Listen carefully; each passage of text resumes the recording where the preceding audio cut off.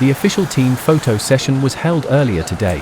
Nava Rexona Sports Defence 72 hours order protection samagin pirimin සඳහාමයි. With Minister of Sport Sunil Kumara Gamajedra and Deputy Minister Sugath Thilakarani in attendance. Both extended their best wishes to the young players as they prepare to represent the country on the international stage. This year's tournament will take place from June 27th to July 4th in South Korea, featuring 10 competing nations. Sri Lanka will compete in Group A, alongside Malaysia, Singapore, India and Hong Kong. The team will be captained by Chalani Nisha, representing the Shudha Wu Pavil Kanyarama in Kurunegala, and coached by Hyacinth Wijing. The squad has undergone intense preparation ahead of this crucial assignment. ආසියාවේ ශූරතා ගෙනාවු කුරුකාරණියක් ඔබ මේ පාර බලාපොරොත්තු මොකක්ද? 2022 ආසියානු ශූරතාව ලබා ගත්තා. මේවට බලාපොරොත්තු අපි ඇත්තටම අවුරුදු 10කටවත් ශ්‍රී ලංකා කංශ කණ්ඩායම අවසන් මහා තරගාවලියට ඇවිල්ලා නැහැ. අපේ පළවෙනි බලාපොරොත්තුව තමයි කොහොම හරි අවසන් තරගාවලියට මුහුණ දෙන්න. ඊට පස්සේ තමයි අපි ඊළඟ ස්ටෙප් එක ගැන හිතන්නේ. මේක ඇත්තටම ඉතාමත්ම කෙටි කාලීන වැඩසටහනක් වුණේ. මාස දෙකමාරයි ඇත්තටම මාර්තු මාසේ 13 වෙනිදා පටන් ගත්තේ. මේක යන්නේ ක්‍රීඩා අමාත්‍යාංශයත් එක්ක. මම මෙහිදී පැහැදිලිවම කියන්න ඕනේ මාස දෙකමාරට ක්‍රීඩා අමාත්‍යාංශයෙන් ක්‍රීඩා සංවර්ධන දෙපාර්තමේන්තුව තමයි අපිව බාර අරගෙන තිබ්බේ. ඒකෙන් හැම පහසුකමක්ම ලැබුණා. අපිට ගෘහස්ත ක්‍රීඩාංගණයේ පොඩි අඩුපාඩුවක් තිබ්බා සුගතදාසයක. නමුත් ඒක මේ වෙලාව අපි කතා කරන්නේ නැහැ. අපිට තියෙන විදිහට අපි වඩාගෙන ගියා. ඉදිරියට නෙට්බෝල් ටීම් එකට තව ජයග්‍රහණය ගන්න ඕන නම් සුගතදාස ක්‍රීඩාංගණය ගැන අපි අනිවාර්යෙන් කතා කරන්න ඕනේ. ඒ ඇරෙන්න දැනට මේ ඉන්න කණ්ඩායම ගොඩක් ලාභාල කණ්ඩායමක්.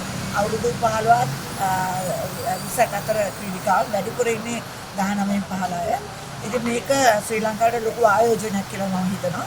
මොකද ශ්‍රී ලංකාව නියෝජනය කරන ඉදිරියට යන්නේ මේ ක්‍රීඩිකාවන්. මගේ බලාපොරොත්තුවක් උනේ මේකට අඩිය තිබ්බේ ශ්‍රී ලංකා කණ්ඩායමට ජාතික කණ්ඩායමට ළමයිව මෙතනින් හදලා ලංකාවට බාර දෙන්න කියලා මගේ බලාපොරොත්තුව. ඔබේ කාණ්ඩයේ ඔබට තියෙන අභියෝගය මොකක්ද? අපේ කාණ්ඩය ඇත්තටම මේ පාර වෙනස්. චැම්පියන්ෂිප් එක වෙනම තියෙන්නේ. ප්ලේට් එක වෙනම තියෙන්නේ. ඒකට චැම්පියන්ෂිප් අපි වෙන්දට යන්නේ. අපි දැන් මේක යන්නේ කිසිම එක්ස්පෝෂර් මැච් එකක් නැතුව. ඒකට අපි වෙන්දට කරන්නේ පොඩි කණ්ඩායම් එක ගහලා එක්ස්පෝෂර් එක ඇති කරගෙන අපි ෆයිනල් එකට ලෑස්ති වෙනවා. මේවර අපිට එහෙම chance එකක් නැහැ. පළවෙනි කණ්ඩායමම අපිට ඉන්නේ හොංකොං.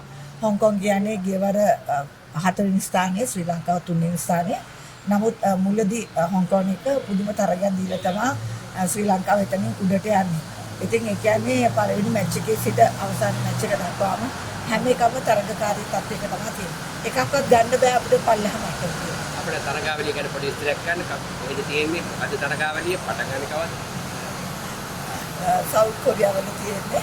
ඇත්තටම මේ කනිෂ්ඨ ආසියානු නෙට්බෝල් තරගාවලිය. එතකොට මේක පටන් ගන්න 27 වෙනිදා. 27 වෙනිදා සිට දිගටම මේ ටූර්නමන්ට් එක යනවා. ජූලි 4 දක්වා. ජූලි 4 තමයි ෆයිනල්ස් තියෙන්නේ. අපිට තරග වදින්න තියෙන කණ්ඩායම් තමයි ඉන්දියාව, හොංකොං, මැලේසියාව, සිංගප්පූරු. ඔය කණ්ඩායම් හතර තමයි. මේ කණ්ඩායම් හතරම මේ පාර ගොඩක් හොඳයි. විශේෂයෙන් ඉන්දියා කණ්ඩායම ඉතා උස මට්ටමකින් යුතුව නවක කණ්ඩායමක් කියනවා. බොහෝ දුරට ඒගොල්ලෝ බාස්කට්බෝල් ක්‍රීඩිකාවුත් වෙනවා. ඒකකින් හැම තරගයක්ම මම හිතනවා පුදුම සහගත විදිහට මේකට චැලෙන්ජ් එකක් වෙනවා.